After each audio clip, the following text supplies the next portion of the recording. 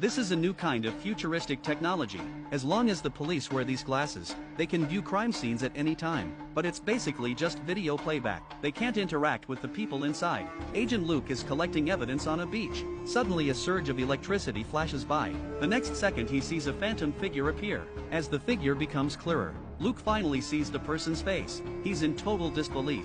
It's his wife Casey, who died 10 years ago.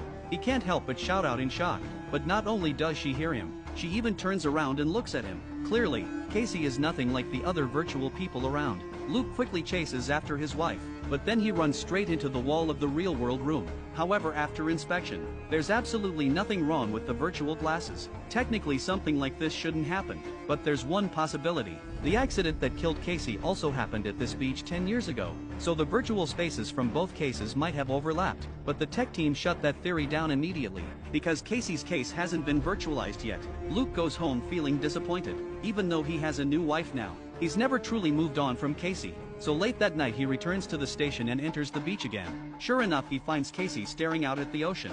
He immediately calls out her name. Casey is startled, but she doesn't recognize the current version of Luke. After a brief conversation, Luke finds out that it's also nighttime on Casey's end. Their timelines are in sync, and Casey is just 11 days away from her fatal accident. So Luke tells her everything, but Casey doesn't believe him at all.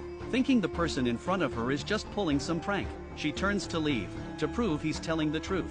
Luke reveals the outcome of tomorrow's ballgame, and also tells her his stash of secret cash is hidden in a cookie tin in the kitchen. He asks Casey to go check. Back home, Casey confronts the short-haired Luke, asking if he's playing some trick, but when she sees how genuinely confused he looks, she decides to keep what just happened to herself for now. After all, the whole thing is way too bizarre. The next morning at breakfast, Casey suddenly remembers what Luke said, so she dumps out the contents of the tin, and sure enough, it's real. Ignoring the stunned short-haired Luke, Casey rushes back to the beach. Now she completely believes Luke. She asks what's going on. Luke guesses that they're not in the same timeline, and it's only because of the virtual glasses that they've managed to meet. Luke tells Casey that 11 days from now she'll fall off a cliff in an accident. Casey breaks down in tears. Luke tries to comfort her, and says maybe they can stop it from happening, but first they need to test if they can really change the future. Luke remembers they're supposed to go to Nathan's house tonight to watch the ball game. That night everyone took a group photo. He asks Casey not to go tonight, so he can check whether she disappears from the photo.